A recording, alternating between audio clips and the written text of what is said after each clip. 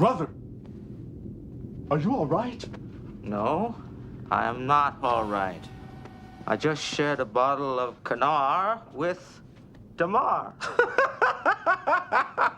That rhymes. You're drunk. Of course I'm drunk. And good evening, everyone. Yes, I know, we have an overlap this weekend. It's a busy fucking weekend, as I warned everyone it would be. Because yes, I know some people are over watching the award show over at Simon Dance. Well, guess what? The options were easy for me.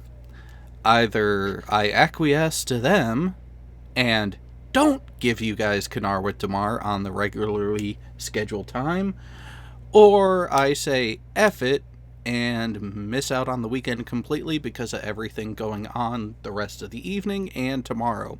And sorry, I care about you guys too much and said F it, I'm going live anyways. And with that, we do have, as you can see, Thoughts by Jay Brown has arrived. Yeah. And we also have Geostreba. How are you doing, sir? Fine so far, a little bit tired, but all in all, fine, I guess. Oh, trust me, I know. With everything, I knew this was going to be a long and busy weekend, for myself at least on this side of things, because went from VTW to movie night to the Aussie perspective for the birthday and 300 subscriber special for Terry Davies. Then got some sleep and woke up, and now I'm here. You can sleep when you're dead. What are you talking about? And talking about the dead people. Yes, I figured an appropriate end for the last episode of the calendar year for Kanar with Damar, because yes, in 2 weeks we're going to be between the holidays of Christmas and New Year's. I think it's best to not push our luck and actually have a show that weekend, because I don't know about you guys, but I'd like to not have to worry about the scheduling and making sure everything is set to go and who is and is not going to be available with family commitments in the middle of it. Yeah, I wouldn't be available either. Yeah. Definitely not. No, exactly. So that's where it's like, okay, we'll use this one as the end of the year, and we will pick back up after New Year's on the first Saturday of the year and get back into the swing of things. So yes, you can expect the next movie review to take place then. Plus, that gives Furball more time to complete his move and get settled. Oh, what does he want to do that for? I mean, he's only going to DC. Yeah, and who really wants to settle in that area? But then again, when you have a wife and kids that are coming along with you, kind of need to get the kids ready to go and school transfers and all of that. Oh yeah, happy stuff. Yeah, my older sister's going to be working at the Marine Corps University. I know that's an oxymoron, but in Quantico, so she won't be too far from Furball. Nice. So, Gayo and I were going over the list of the Star Trek associated actors, personalities, and other staff who had passed away this year, and while we are open to the fact that we may have missed someone, we believe we have the entire list of the 6 people who passed away this past calendar year with associations and ties to the franchise. Now, well, at least the credited ones. Yes. Yeah. I wouldn't be surprised if some, I don't know, stuntman or something passed away that are just not mentioned in the credits of anything. Yeah, and as I was saying, those are the ones that are difficult to track from a fandom base, simply because, well, we're not there literally spying on what's going on set the entire time to know who is and is not actually there working in the background as part of again, the unaccredited production crew. Yeah, those are the ones that you definitely will have a hard time tracking down. So. Yeah. All right. Now, in no particular order, but my thought is to start with the one that I found most surprising. Not so much surprising that the person had passed away per se, but more surprised at the association and the connection. And that would be with the actress Stephanie Nisnik. Yeah. And when that name came across, it was one that I will be completely honest and say that I missed when noticing that she passed away, because I didn't realize that she was in Star Trek not just once, not just with where is it? There it is. Not just as a named bridge ensign in Insurrection, but she was also in an episode of Star Trek Enterprise. Really? Yep. She played that alien wraith slug thing. And you know which one I mean? Not off the top of my head, but if you give me a second, I'm going to go pull that up on IMDb. There was an episode when Archer and his crew met a pack of hunters that hunted prey on an abandoned vagabond planet, I guess. Yeah, she was the wraith. The hallucination or mental projection that was given to Archer to curry favor. Which, again, I have to say, for a character, this shows how wide-reaching and how populous the Star Trek franchise has come in that respect, where someone who is a pivotal character on an episode like that can easily be missed on the association from the character to the actual actor's name. And actually, one of the notes that I had open, no, that's not the one I wanted, because we were talking about him otherwise, and that's not the one we want to talk about, because we were thinking that there was another actor who had passed away this year, and we were off by a year. And that would be the first actor in air date timeline to play Alexander Rozhenko. He passed away not this past January, but the January before. So we're coming up on 2 years for how long he has been gone. And this is, I think part of this that really gets me is also taking a look at how old some of these actors are when they passed away. Like, Miss Nisnik here was 52. Yeah. I mean, it's like, gotta admit, thinking back when you were a kid and you heard that someone was in their 50s, it's like, oh my god, that person's old. But now when you realize it, and when you start looking at things, it's like, 50 really isn't that old when you think about it. And then again, it could be the fact that I'm over halfway there myself.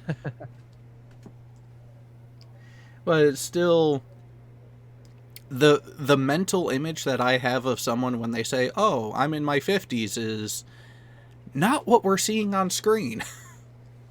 Yeah. Because you're imagining who they were before, not...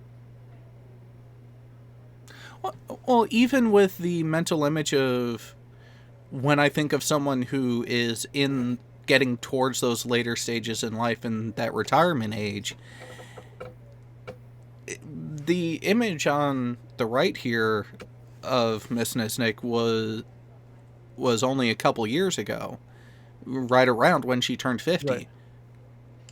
That I would agree with looking easily in the neighborhood of 10 years younger than the actual age, and I wonder how much of that is due to some of the advancements and increased knowledge that has led to overall healthier living in general.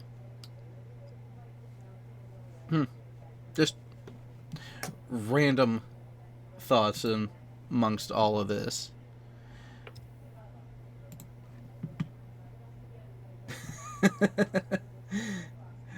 True Rex Gaming, I'll be 50 next year. You're a kid. Oh, True Rex Gaming, if you have the opportunity later, you should go over to Terry Davies' channel and give a watch to the first couple hours of that subscriber and birthday special of his. We actually played a little game that I kind of initiated in a little bit of trying to get people to guess which number was larger, my actual age or the gap between my age and Terry's age. And it was a good 50-50 split on what people guessed, which one was larger. And then we did the same thing comparing Reds to Terry. And again, a good 50-50 split on which one people thought was larger. Let me guess. Without actually knowing, because I didn't watch the Hangout. In the first case, your age is bigger than the difference, and in the second test, it was the difference in ages. Yep. There we go. So, the next on the list who have passed away. Now, let's go ahead and use this image initially. Who can name that character? Robert Walker, also known as Charlie.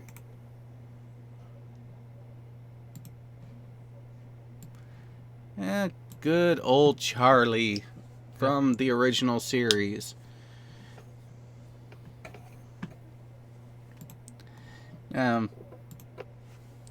And for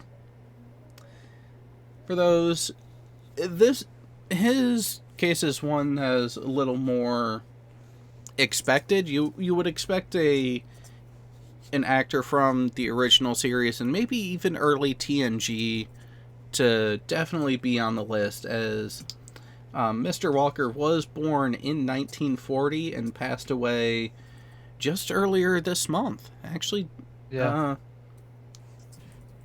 It was 9 days ago, actually. And with that, he lived to be just a little shy of 80 years old, which, guess who else is almost 80 years old with ties to the Star Trek franchise?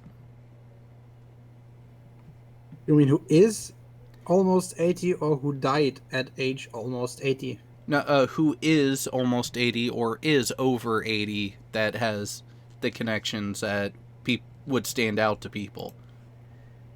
We already talked about a couple of them. Yep. Patrick Stewart.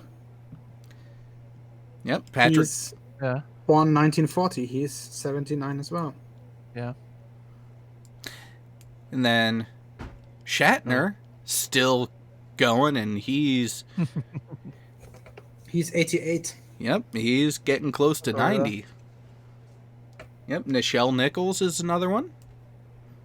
How old is Walter Koenig? He's going to be right in that neighborhood, too. Let's see. 1936, so he's 83. Yep. And can't forget, Sulu. yep. George Takei. He is born 1937, so he's 82. Yeah, so, I mean, it's a sad and some would say bit of a morbid thought, but we are going to start having the drop-offs of that era of Yeah. major characters. I mean, when you look at it, just in the past 5 years, we also lost Spock. We lost Nimoy. And a little before that, Michelle Barrett had passed away as well. What did Well, a little James do before in- his relative, it was 7 years. Yeah, well, again, like, even if you go by 5-year chunks, and roughly, is only right around that just over that 5-year mark at 7 years between the two. And that's one of those things where some of the actors I've lost just in since TNG started is also kind of surprising when you go back and start thinking about it. And what I actually found interesting was a tidbit that you had mentioned before going on air, Gayo, where to my recollection, that's the only there has only been the one actor who had passed away while their portion of a Star Trek series was being filmed. Yes. You I already forgot the name again. It's just something I can't remember. I'm really shitty with names. Give me a second. Are we talking about the most recent incarnation of Chekhov in the Kelvin timeline? No, that Nope. one doesn't count. Yeah. Well, the timeline doesn't count. It was an actress called Kelly Waymeyer who played a 1-episode role on Voyager and then later crewman Elizabeth Cutler on Enterprise. Yeah. Okay. She died in 2003, aged 36, from heart failure. Right. I remember her because I remember talking about her at one point on here with you guys. I'm actually kind of digging up names as we go too, and I just found out that the actor who played Ira Graves passed away this year in January. What was his name? William Morgan Shepherd. He died at age 86. Shepard. Let's see. Credited as specifically Ira Graves in TNG, Star Trek yes, 6 yes. as a Klingon commander, and uncredited as one of the Vulcan Science Directorate. Science Ministers. He also played a 1-episode character in Voyager and an Yes. unnamed Klingon commandant in Star Trek 6 Undiscovered Country. Yep, the commander of Rura Penthe. For those who are wondering who we're talking about,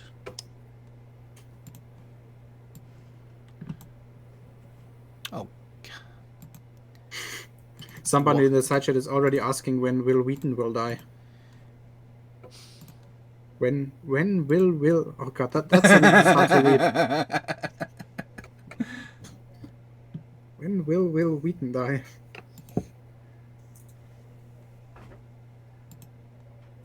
and for the image reference that the character was in, there we go.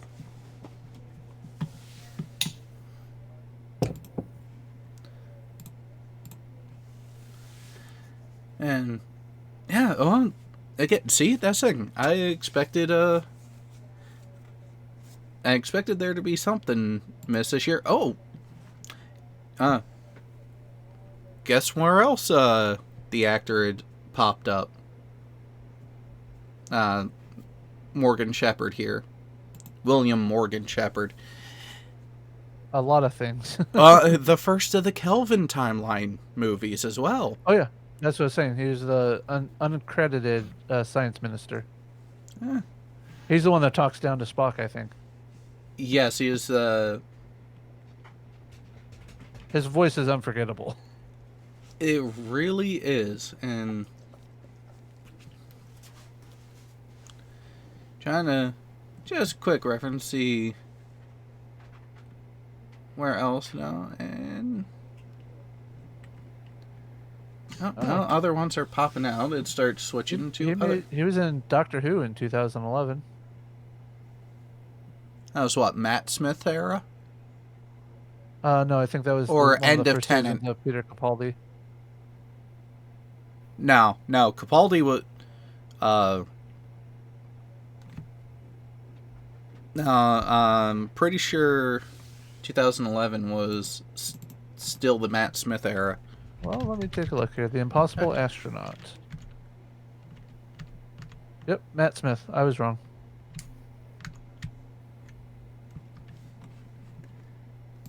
Yeah, the switch to Capaldi really stood out because things just kind of started to go downhill for that franchise. But we'll talk about that a bit more after we get Do we through. want to talk about Transformers as a sci-fi movie?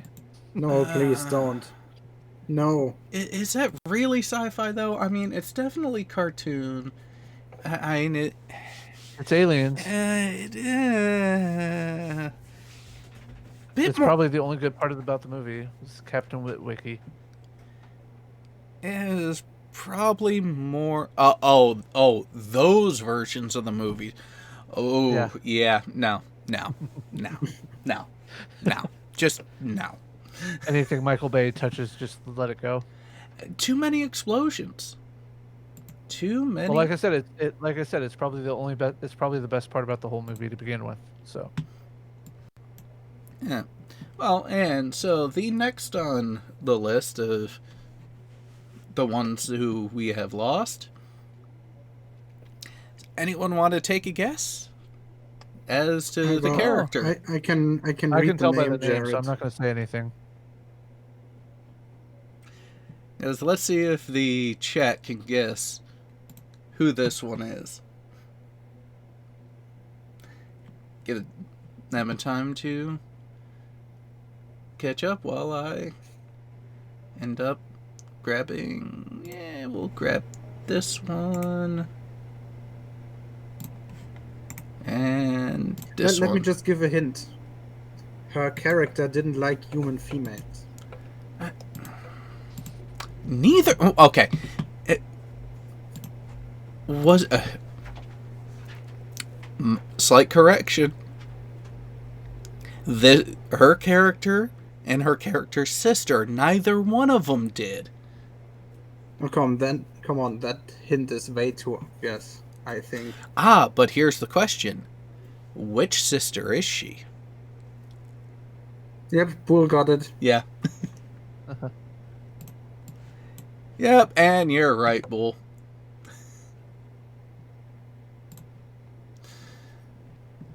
Barbara Marsh, otherwise known as Lursa Duras. No. Lursa of the House Duras. Yes, that's better. And probably also Lursa Dura, of daughter of whoever. Yeah. Oh, the names of how the Klingons it can be so freaking convoluted. And then again, where was it that they really took that type of naming from? I know there's a bit of I got it. Huh. So, her father's name was Jarod, so I guess it would be Lursa, daughter of Jarod. Mother's name is unknown. Of the House Duras. And that was the whole thing that really has me wondering is that, so like I know Arabic names end up being a lineage type thing. Yeah, in some cultures, yes. They just staple all the names of your forefathers on your name in the end. Yeah. Which is why I check out the name of Alexander Siddig's full name. Let me just check that. It's let's see. It's Siddiq El Tahir El Fadil El Siddiq Abderrahman Mohammed Ahmed Mohammed Abdel Karim El Mahdi. Wow. Yep, that's a long one. And I think that's probably where they got that idea from, because it definitely, when you look at a culture that has a more feudalistic style in that naming, where it is about lineage and family and that whole honor status and how it's carried out, it does make sense why they would use that for the Klingons. Actually, Jared, I know somebody with a longer name who's from here, from this region where I live. Okay. It's our former defense minister. His full name is Karl Theodor Maria Nikolaus Johannes Jakob Philipp Franz Josef Silvester Buhl Freiherr von und zu Guttenberg. Wow. Yep. Again, feudal tidings. Yep. But he still can't write his doctor's thesis himself. Huh. Now, how would you shorten a name like that? Just use the first two first names.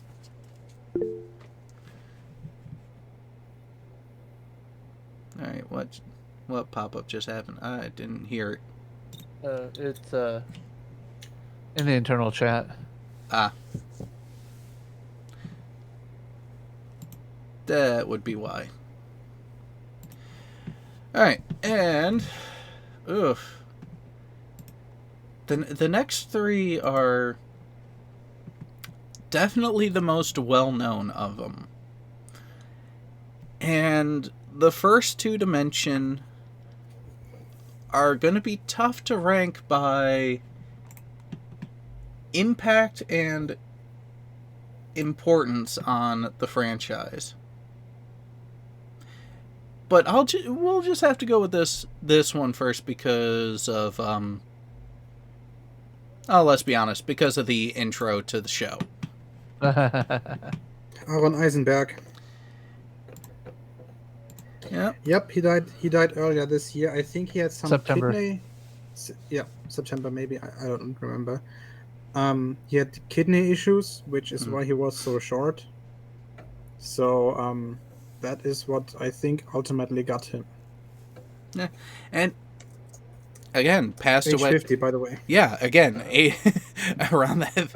It's either they're passing away around 50, or much, much later in life when it comes to natural causes. And some would say that using an unrecommended style of microphone is not a natural way, although the direct results can be interpreted as such. Actually, I'm curious as to how, well, at least what was reported. Not revealed. Oh, although with the kidney health history for Aaron Eisenberg, apparently he did receive multiple kidney transplants in his life, with the most recent one being 2015 around, I guess. Yeah, most recently in 2015. And organ transplants are notorious for having difficulties with acceptance of the donor organ by the person's body. And when you start to have multiples like that in a lifetime, I could see a diminishing return on the effectiveness of the donation. So it very well To me, logically thinking, a highly likely reason for Aaron Eisenberg's passing would have been the health complications, even despite having the organ transplant only 4 years ago. Yeah, the survival rate of organ transplants in terms of long-term effect is still crap. But obviously, it's better than dying immediately of kidney failure. Safety K, I am not going to try to pronounce that town's name because fuck the Welsh.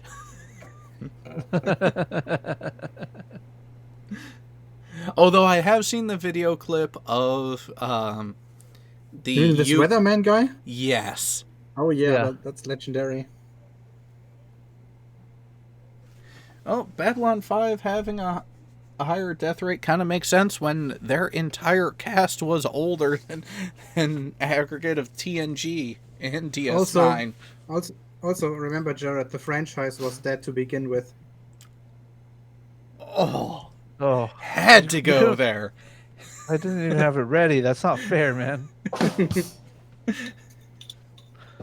I had it set up for the Kanar with Damar setup. This is true. Now, for the next one, it is difficult which image to show first, because there really were a number of ways we can introduce the next one. I would just go in terms of chronological appearance.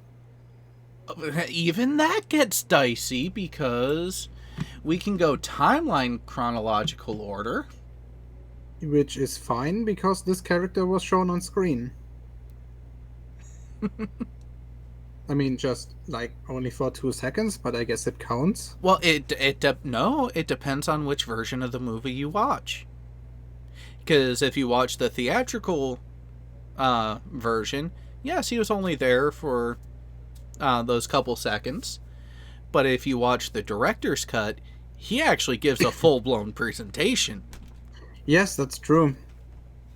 In the theatrical release, his role was pretty much cut out completely. At least the relevant part of it. He was just basically set decoration in the end. Yeah, and now here's a question. Do you prefer the low neck version? Or, let's go with this image. The high neck version.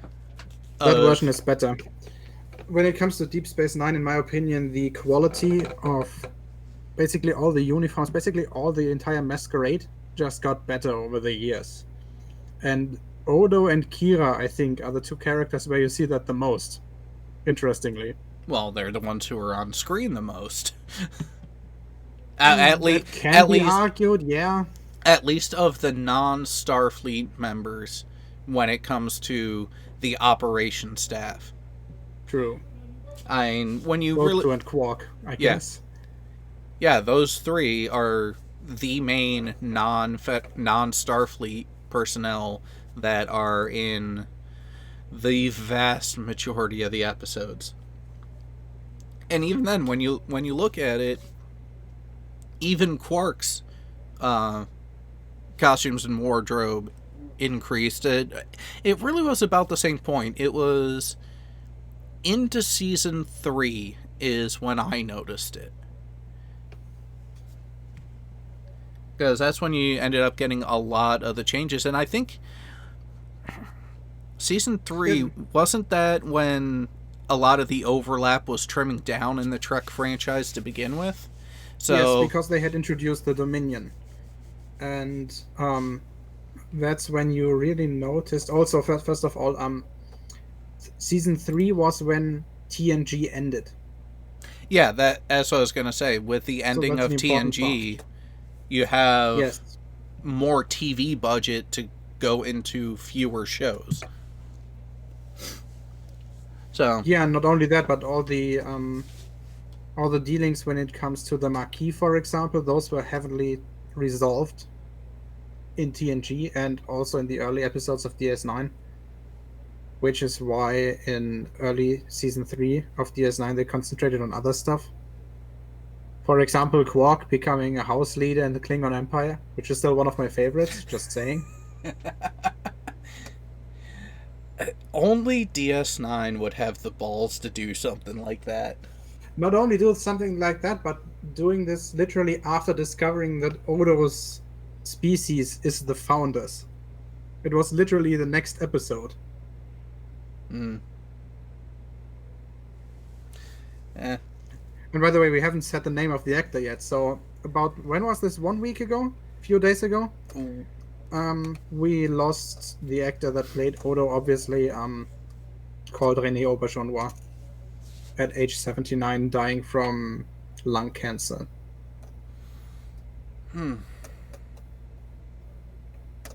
again, an actor whose career spans far beyond the Trek realm, but also, as has already been noted, he's played multiple characters in the franchise and also in other larger budget productions as well. Yes, in the franchise I know at least of 3, when you don't count like hologram versions of Odo and visions from the prophets and that kind of thing. In total, I think he played 3 independent roles. The first one being in Star Trek 6, as we already showed. The second one was Odo, and the third one was in an episode of Enterprise, actually. Yep. And then, getting away from Trek, he actually had quite the role in a movie that, some people didn't like, but I did because I am more of the history buff. Let me guess. MASH? Nope. Not where I was going with that one. Movie, not TV. There is a MASH movie. Don't think he was part of it, though. He was. He played the priest. Well, in the MASH movie. Oh, in this one, the movie I was thinking of, he also played a priest. A fighting priest. Fighting priest. No, that doesn't ring any bells for me. You want to take a shot at it, Jay?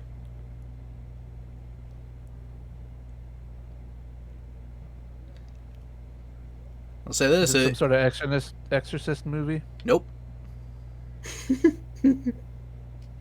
Power of Christ compels you. You could see him doing that. So I mean, does it really? Is that what's happening here? Is The Patriot? Oh, I never watched that movie actually. Better than some people give it credit for, and it yeah. I just never had I've never had an opportunity to watch it. I haven't seen it either, unfortunately. Well, and a lot of people kind of sour to it because it hard. Well, because a little while later is when Mel Gibson decided to really display his bad side. Correct me if I'm wrong, but isn't The Patriot the movie where the role that Mel Gibson plays impales the his foe with the American flag? One of them, yeah. One of the foes, yeah. Yeah, because it is a historic period piece of the American Revolution. Specifically, not... So when people think of the American Revolution, a lot of people keep it isolated towards the northern half of the colonies, which is where I currently live, but this one actually took place in the Carolinas and then up into Virginia, which is where Cornwall finally surrendered when he was surrounded by the French blockade behind him by sea and the ground forces coming up on the peninsula. Surrounded by the French. That's a weird concept to me. Well, yeah. This was before they got the white flags. So Yeah, it was 1700s when they were still catching people by surprise. But then again, it was kind of on the heels after, because for a while there, it was primarily battles between them and the English. It was also in the original Charlie's Angels TV series. In a couple episodes. And to date myself for Saturday morning cartoons, he was also in Challenge of the GoBots. And what we Transformers shouldn't spin-off. forget, he also played a major role in Boston Legal. And Benson. Yep. Yeah, looking at it, his TV credits, just his TV credits, go back to 1966. And again, when I say he's had a long career, it really is well, let's just look at sci-fi TV alone. We have Warehouse 13, a recurring character. Granted, it was 4 appearances over the course of 4 years, but Warehouse 13. Enterprise. Stargate. He was in an episode of SG-1. The Outer Limits, the late 90s reboot. DS9, of course. What else do we have here? Oh, that was... He was in an episode of Wonder Woman. That was kind of unexpected. But then, yeah. He's in a TV short version of Superman as General Zod in '88.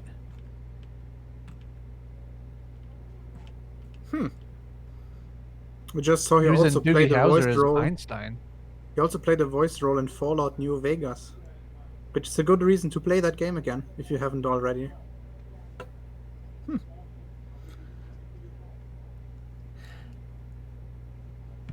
Huh.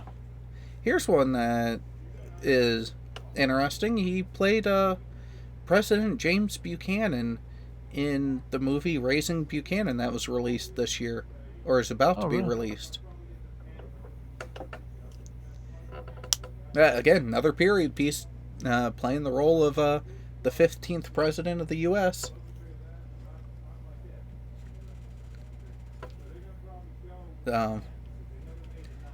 And just correct me if I'm wrong, but wasn't James Buchanan the only president that didn't natively speak English? There was something about one.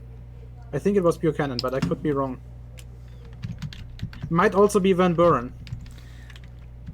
I think it was Van Buren. Yep, forget what I said. Yeah. Come on, back. Oh, now, one that would say would be arguably the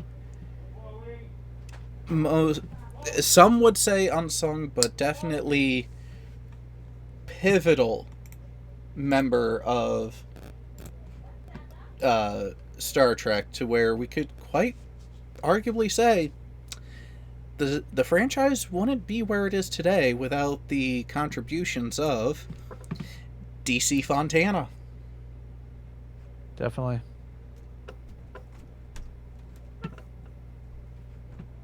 And those who don't know,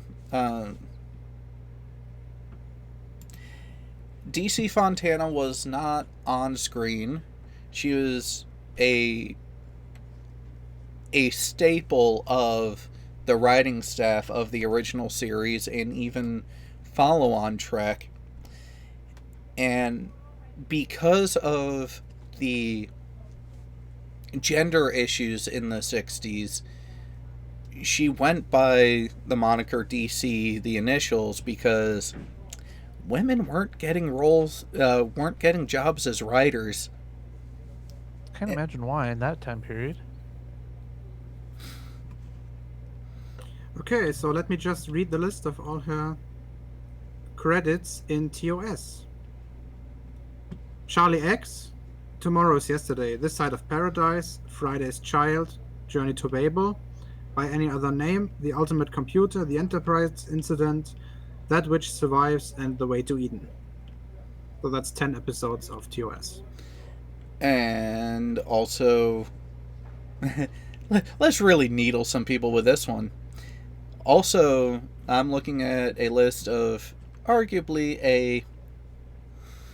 a biased view and not objective view of it. 6 iconic episodes written by DC Fontana.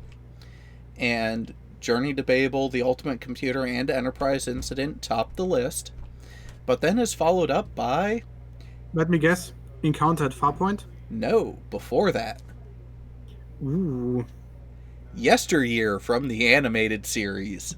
Oh dear. Okay. But then, yes, also Encounter at Farpoint. And the episode Dax from DS9. Dax, wasn't that the one where they tried to steal the symbiont? Yes. Are you sure? Oh, no. It was the trial. The trial of Curzon. Ah, yeah. Okay. Right. That was another thing. With that series, they really found a way to be varied with how they dealt with characters, and the character of Dax, a joined Trill, really opened up a lot of variety, a lot of nuance, and let's look at some of the Dax centric episodes and how they played off each other. We have that one where Planet wanted to pursue criminal charges against Dax, the symbiote, which in a sense meant that they were going after Jadzia for something that was blamed on Curzon, who, at first, Dax did not want to defend themselves against the charges because of other information that would have come out.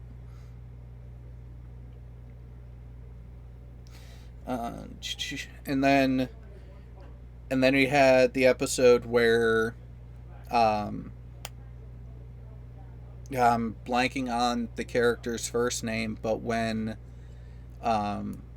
they tried to kidnap and steal, and actually initially believed to have at first stolen the symbiote Dax. What was that? Season 2 or 3? Who tried to steal Dax? I think that was still season 1. It was late 1 if it was then. Oh. If I remember right, it was prior to the Dominion being a thing. Well, And a major storyline. his name was Verad. Yep, Verad. Yep. And the episode was called Invasive Procedures, and it was, you're right, season 2, episode 4. There you go. And then a couple seasons later, you have the ceremony where, with the aid of another Trill, essentially Dax ends up with temporary split personalities, where individual personalities from Dax's history get shared into another host, so the new joined Trill can better connect with and interlace with the entirety of the personality and history that is their symbiote. Yep, that was episode 325, Facets. Yep. And of that, I don't know which was better. The choice that they made of personality for Quark to help with. Yeah, that was the best one in my opinion. Odrid Dax. Yep. Or the combination of Curzon and Odo. That, you can tell Renee had fun with that one. To tie things in even better.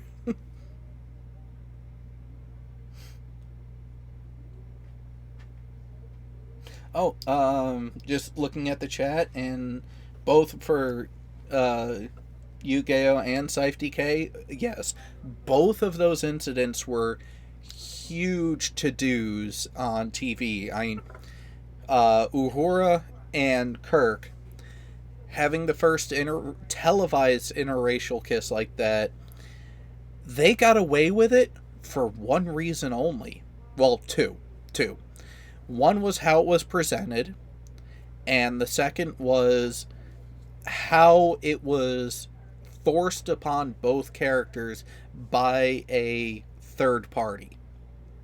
And that's where they were able to get it through the censors to happen, is how Shatner did the turn to block the majority of the actual act from the camera, but also the fact that they were forced to do it by an alien with the power to do so.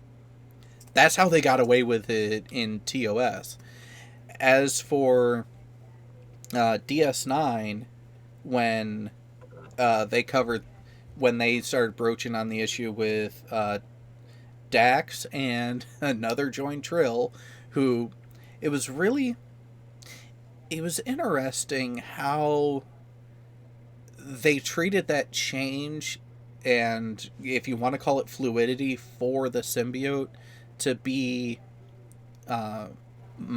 in their history going back and forth between the genders, really gave it credence on why they could be able to push that envelope on the show without facing a horrendous amount of backlash given the time period, but also that's another thing.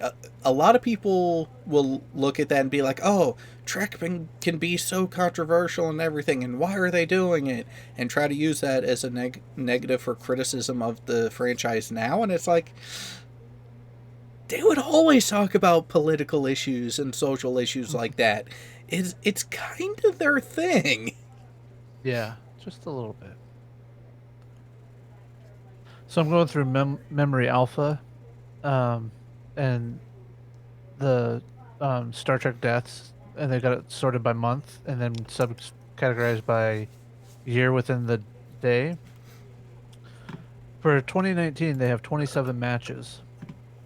Holy And a couple of them are doubled up, where Okay. it's 2 actors. Oh, wow. Yeah, and some of them are writers and other types, but they're actually finding quite a few. Well, if you people. want to go ahead and show the list. Oh, this is. That's just a second interesting. here. Yeah, it would be quite interesting 14. to go through and. Let me scroll back up to the Since top we're of the talking list. last year as well, somebody we need to talk about who died in 2018, the only character who ever played himself on Star Trek. Who knows? Stephen Hawking. Yes. Died last year on March 14th. Oh, wow. So, you saw my picture of the tabs? No.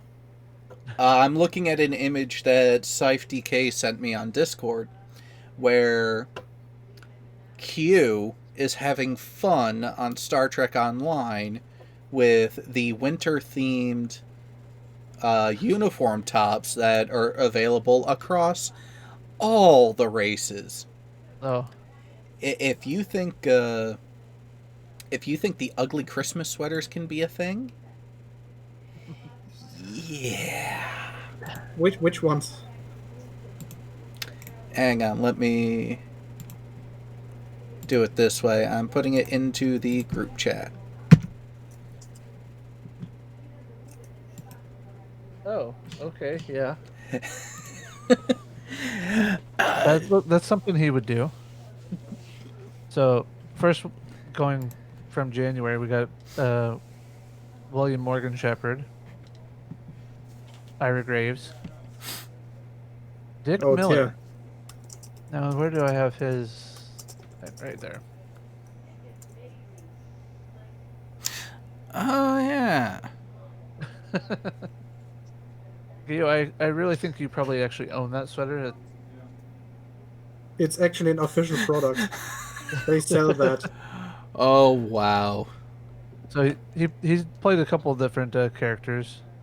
The Big Goodbye as a holographic news vendor, and then in past tense, parts 1 and 2, he played Vin. Yep, the Bell Riots. Yep. Where were we? And those supposed to be this year? Wasn't that 2019? That's 2019. No, I mean the Bell Riots. Oh, Those were oh, I early thought those were 21st century. 2020s. I need to check. Get- Give me a second. We're getting close to when they were supposed to have happened, given that. They were supposed to have happened in September 2024. So yeah, we're getting close. Yeah. So this one I think is just uncredited because I can't find her on. Oh, wait. I couldn't find her by looking her up on IMDb. Because this one doesn't have her listed as dead, so I don't think that's accurate. But she played as a human prisoner, so Beverly Swanson. Hmm. And then Okay, that name does Morgan not Woodard? ring a bell.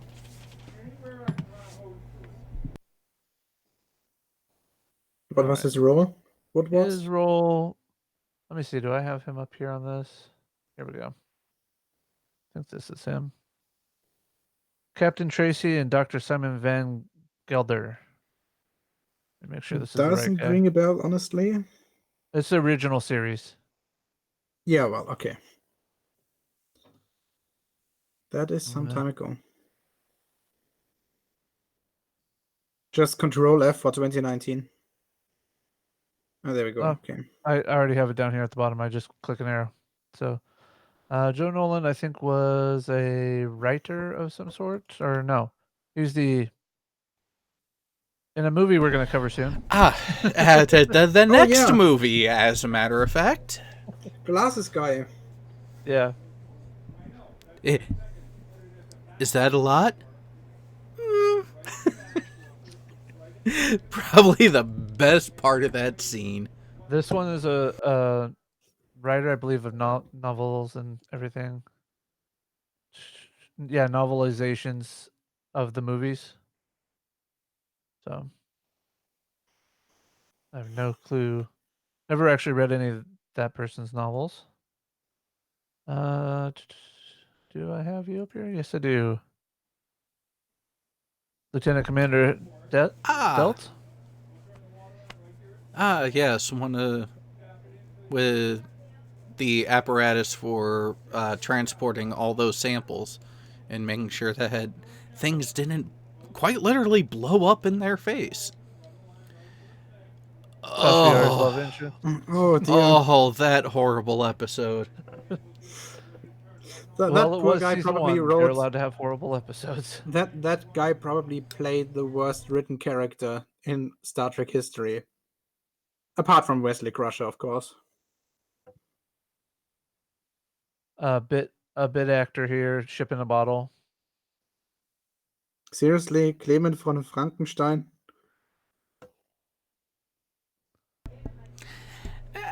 Why not? They have the holodeck. Why not have some historical figures in there, even if they get them horribly wrong?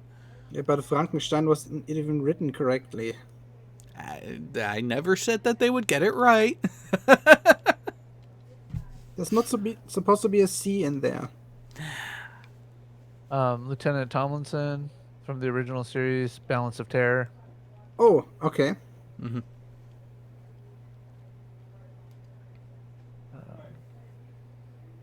Keith Birdsong. Let's see, what were you?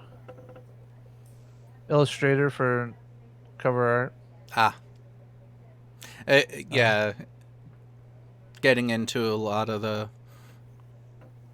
Another bit character here, the police officer from Enterprise, Carpenter Street. Oh. Carpenter Street, that was the one where the chasing the the reptilians ended up in Detroit. Ended up in the past Detroit, right? Yeah. Not the worst episode, to be frank, of that season.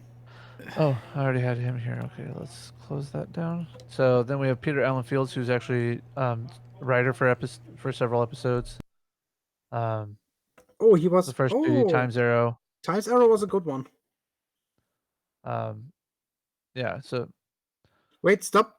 Showrunner Iron Stephen Burr has credited Fields for the introduction of the Elim Garak character.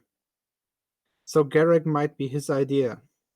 oh, And the cited episode is What We Left Behind. But wasn't that the end of DS9? I thought that was. Maybe it was in the audio commentary of that episode. Ah.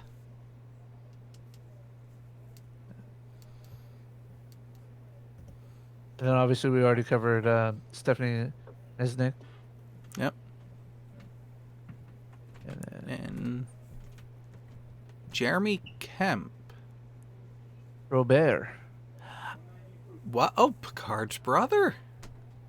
Did he die in a bonfire? I just had to ask. Sorry. But hey, look at the age. 84. And Ivy Duana Bethune? from When the Bow Breaks. I actually don't remember that one. Why does that... The one where the kids get kidnapped. And holy shit, she was 101. Yeah. Wow. Planet with the ability to collect itself for thousands of years suddenly reveals itself. And they're trying to take the children. Ah. Back Yeah, that before must be Riker one had of those facial hair. crappy ones that I chose to ignore.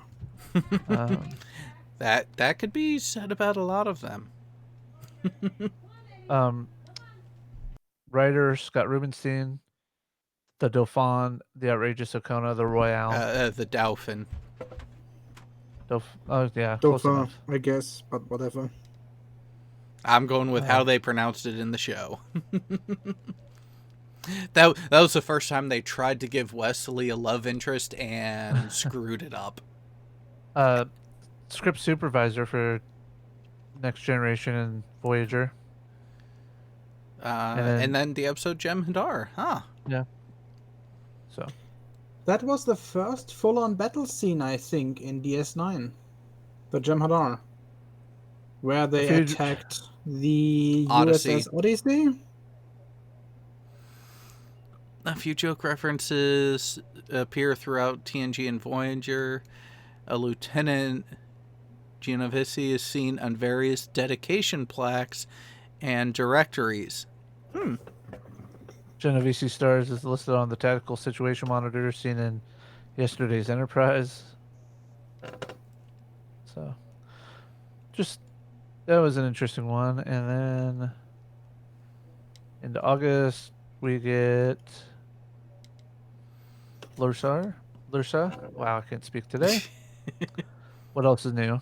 And then we get Robert Axelrod.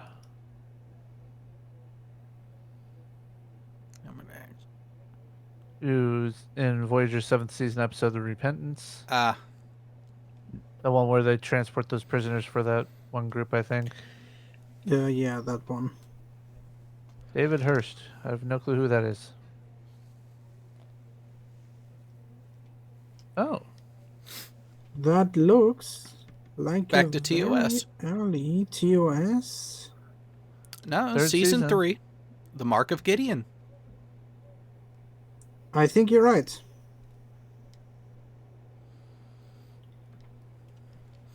Interesting past. Played Ambassador Hoding. He's joined the British Army. Due to his German background, where he performed as an actor.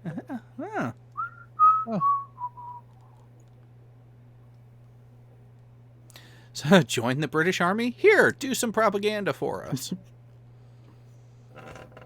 Okay, so Jack Donner, Aaron we already covered. Yep.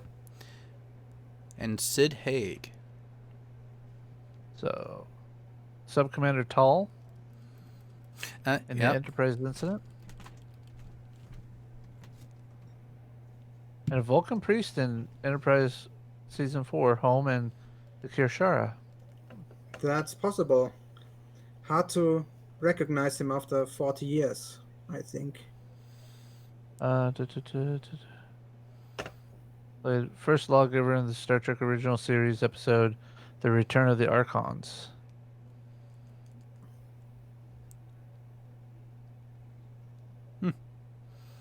And now we're going to get into October with James Schmier. Writer and producer, the animated series The Survivor. No idea which one that one is. How many episodes was the animated series? This is a 15 or something. I need to rewatch it as soon as possible.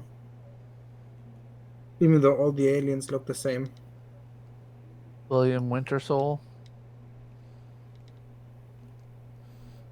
He played Abram in second series Patterns of Force. Don't recall that one. But wasn't that the Nazi episode? Oh yeah, Let's take a look. Yep, there we go. Okay. Yep.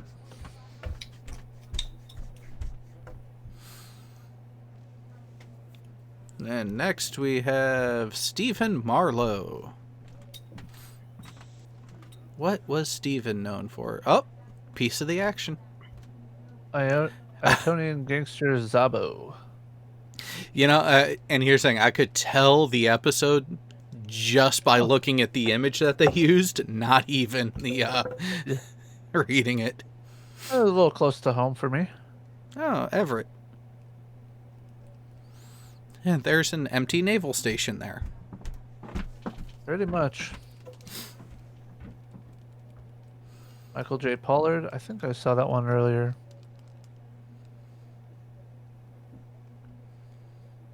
Who played John in Star Trek Original Series Miri. Which I had one of the Miri kids. Yeah. Yep. Your IQ's really getting up there, Jay. It is. Let's see how high his IQ can get challenge before his RAM runs out. And we're into this month with DC Fontana, which we covered. Robert Walker. There's another one, Michael Lamper.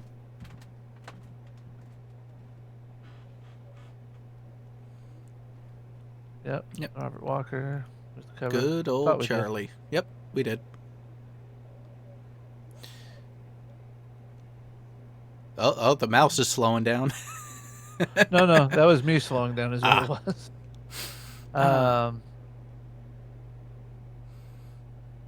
The Vengeance Factor? I don't remember that one. Wait, stop. One of Lamper married Deanna Troi actress Marina Sirtis on 21st of June 1992. Huh. With Spiner and Dorn as groomsmen. In a traditional Greek ceremony. I did not know that. Oh. As I can go back. No, it's just interesting the bit players who end up maintaining associations through interesting ways in the acting world. And we already talked about Renee. And that's it so far. For 2019, anyways. Yeah. Have to give it time to... give it time. Time is always relative. Harder, I guess. Well, it's going to eventually happen. It's not a question of if, but when. It is a necessary part of life. Are you proposing to accelerate it a little bit? Depends on the individual that we're talking about. I mean, last night, if you were watching movie night, I did make the suggestion that what J.M. Truth was doing with opening his mouth and letting words come out, he should just go ahead and stop breathing. Oh, you guys watch J.M. Truth last night? I'm so sorry. I did not. Yeah. It was an interestingly entertaining experience. But with that, we have been going for a little over an hour now. 1 hour. And the charity stream for the Bacon God over on Radical's channel has recently started. And I need to get my mostly happy ass out and on my way over there.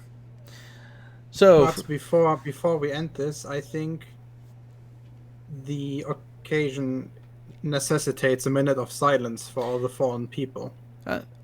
and before we get to that, I want to make sure that everyone who is paying attention is aware of the plans for this series specifically going forward, starting in the new year when we kick off with the next episode. The next episode is going to be back on track with the movie reviews for Star Trek. Back on track. We I know the joke was horrible. I apologize. We are also going to start expanding the sci-fi horizons a little bit with the interim episodes. So instead of just powering through all the movies straight and not get into other sci-fi and comparisons, we're going to keep going with the every other episode for the movie reviews with other sci-fi topics and things in the interlacing instead of sticking completely with Trek. Jared, I don't think that's gonna work. Why do you think that? Because assuming that next time, so January 4th, I guess it would be. Yep. First Saturday in January. We will do the movie critique, and then 2 weeks afterwards, the first episodes of Star Trek Picard will already be out. And there's no way in hell that we are not going to talk about this. Fair point, but at the same time, we can compare the product of Star Trek Picard to other non-Star Trek information and lore as well. I mean, Discovery would make a good comparison. Okay. That is a suggestion. Just remind me to get a paper bag to be sick in when we do that. Again, like I should bring my cheap vodka then. Okay. Yes, A bucket is a good idea. Yes, Preferably a large one that is kind of not very susceptible to acidic chemicals. Yes, much alcohol will be needed for proper intellectual insulation on that sort of comparison. Although, at the same time, we'll see how Picard actually ends up being delivered as a series, and if it actually is palatable by the existing fandom, as well as the target audience that CBS is trying to garner with it as well. To put it in short, I am not going to hold my breath. I am not expecting a resounding outcome or result. I'm expecting them to screw it up in some way, so I can be happily surprised if they just make something passable. I'm trying to give them a chance. I'm trying to give them an opportunity to not screw it up. Yeah, but this is CBS and Paramount. They're going to screw it up. Again, I'm giving them the opportunity to prove me wrong. And with that, with all of those that have been lost, not just within Trek and not just within sci-fi fandoms, but to all those that we have lost during the past year, let's take this moment and send our thoughts and well wishes to those who are still missing those that are dear to them.